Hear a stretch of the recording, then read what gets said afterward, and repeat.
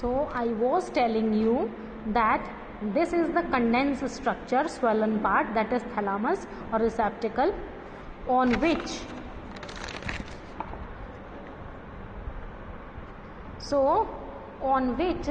the floral whorls are arranged, all the 4 floral whorls. ठीक है. First outer one is calyx. This is calyx, green colored one. Clear? So calyx is the outermost green colored part, that the function of which is the protection of bud. While the flower is in the bud form, then this provide protection to the flower. ठीक है. So the function is this. So this is calyx. So all the sepals and individual part is known as sepal. Individual part क्या कहलाएगा? Sepal. और ये together collectively बहुत सारी sepals मिलके क्या बनाती हैं? ये together they make a whorl, that is known as calyx.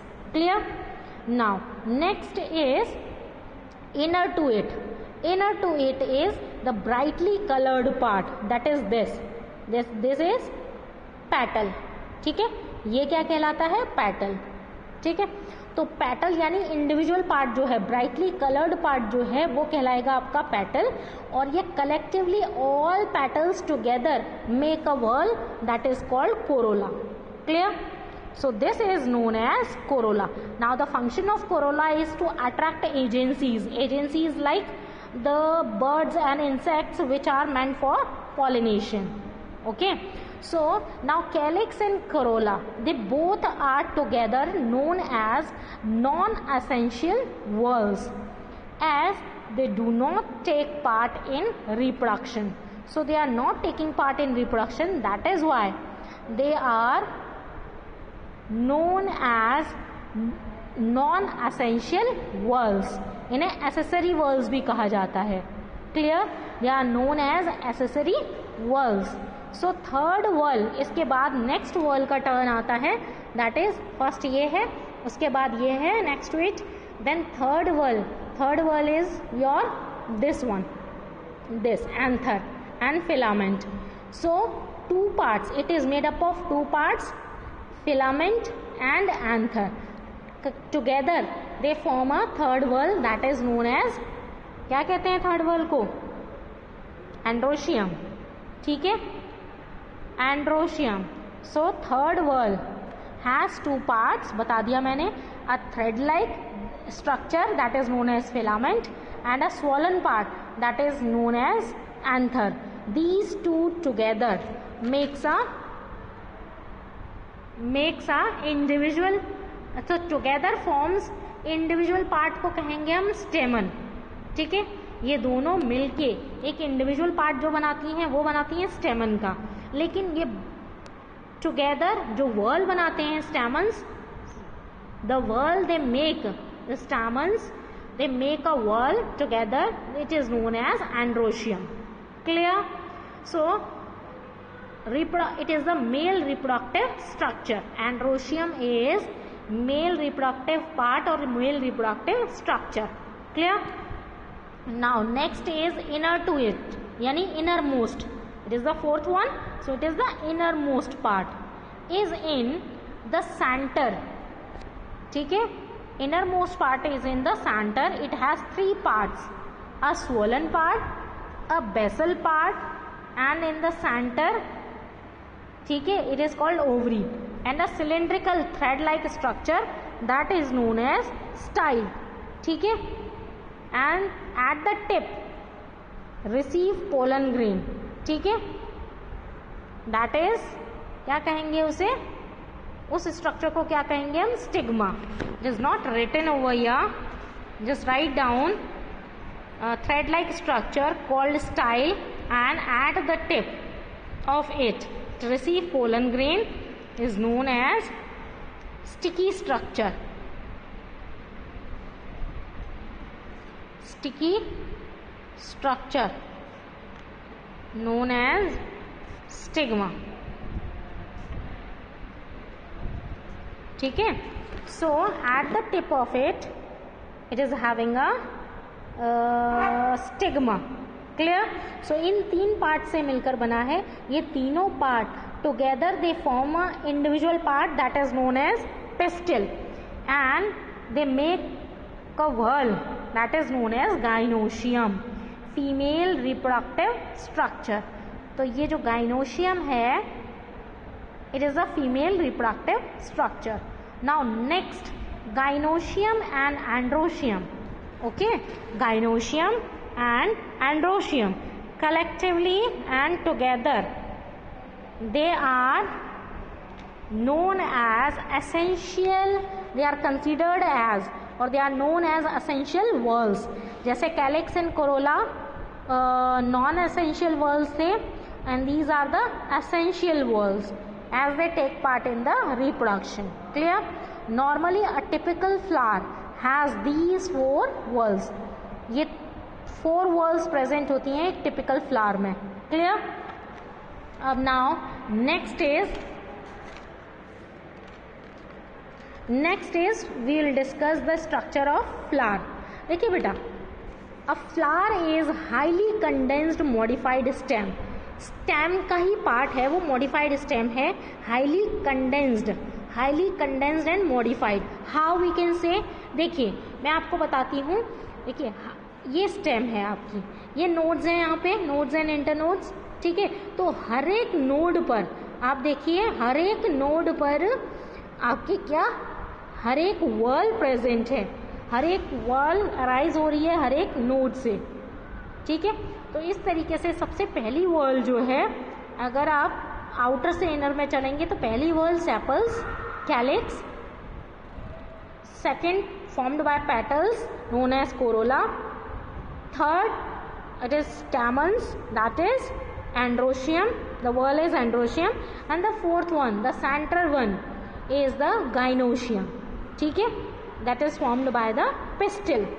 ठीक है, individual pistil and the whorl name is gynoecium.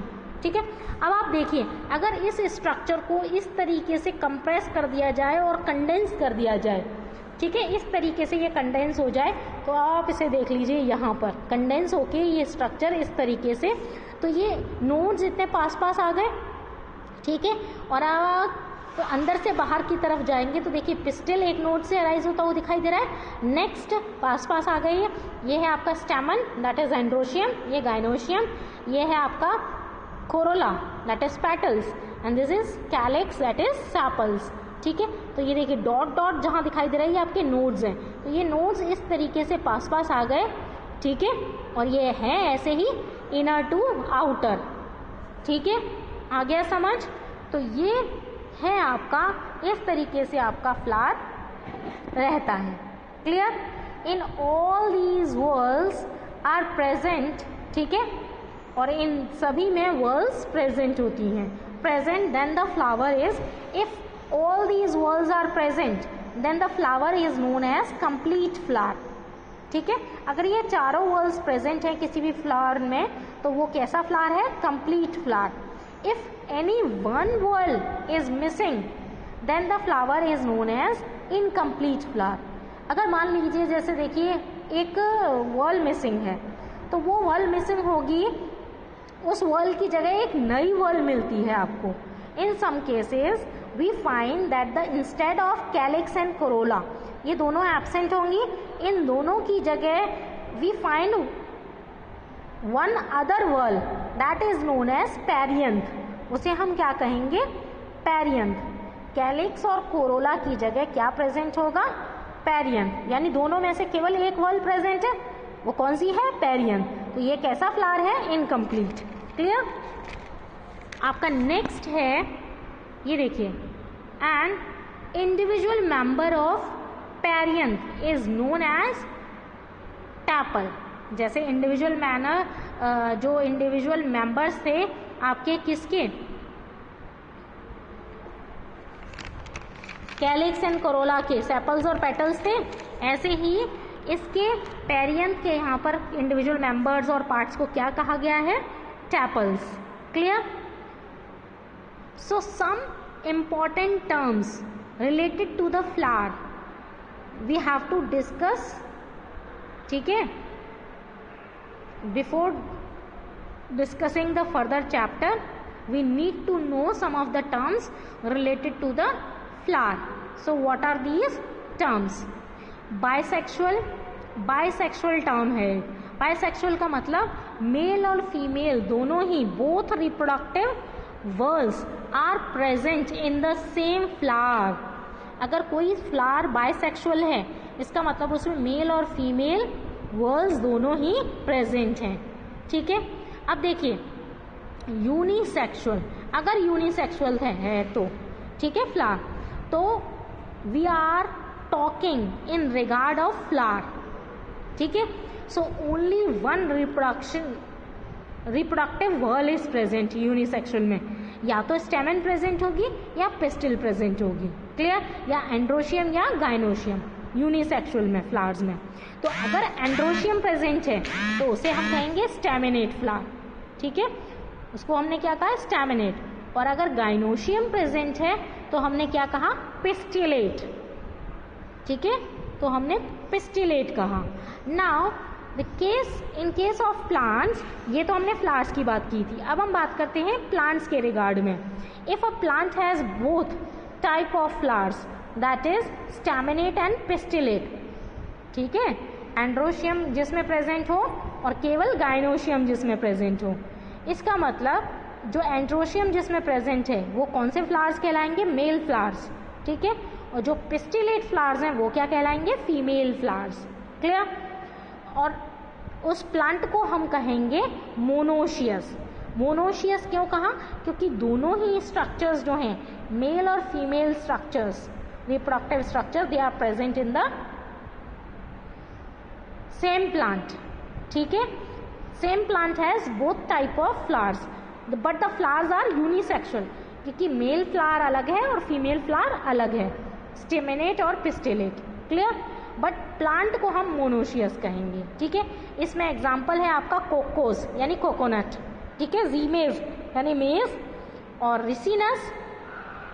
ठीक है. ये है आपका mustard. But the flowers are unisexual. Clear. अब आते हैं हम नेक्स्ट डायशियस प्लांट पे. ठीक है. डायशियस प्लांट यानी only female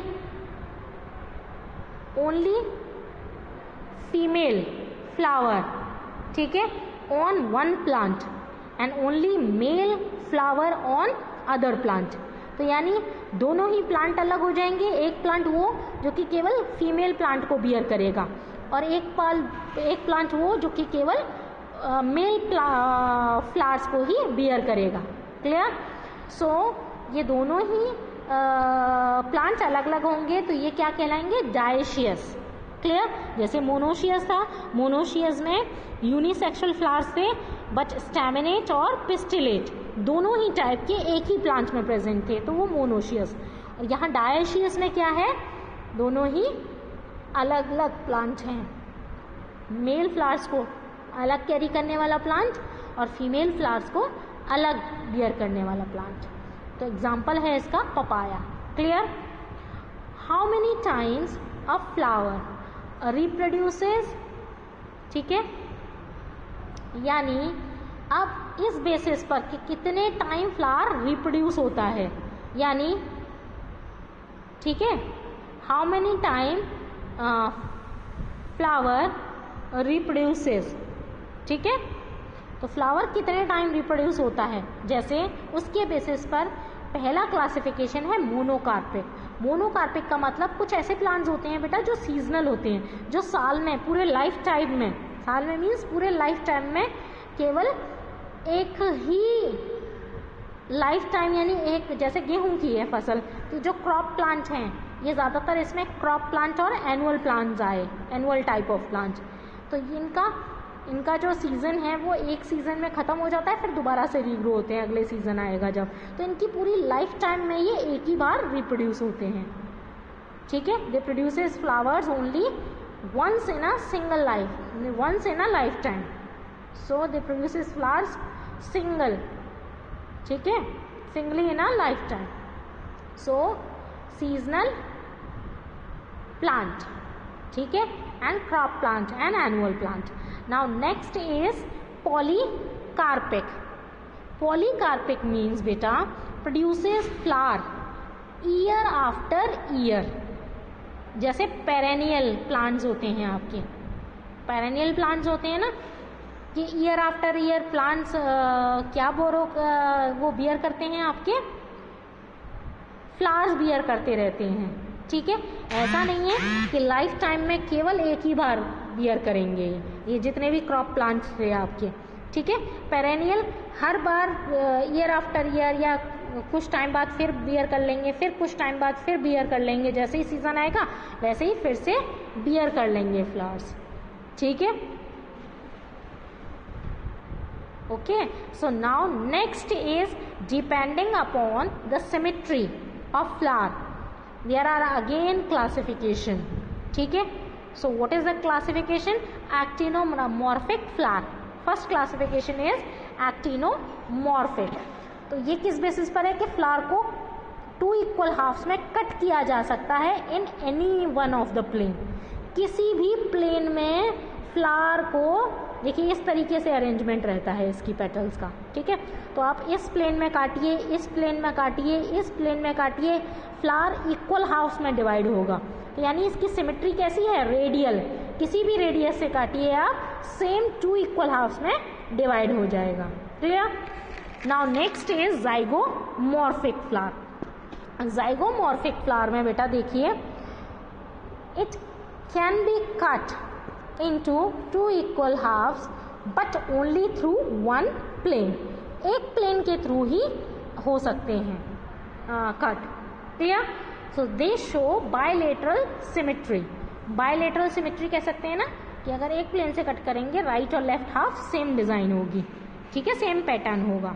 now if the accessory whorls are absent, ठीक है, that is calyx and corolla are absent, then the flower is known as aclamidus। Flower को क्या कहते हैं फिर?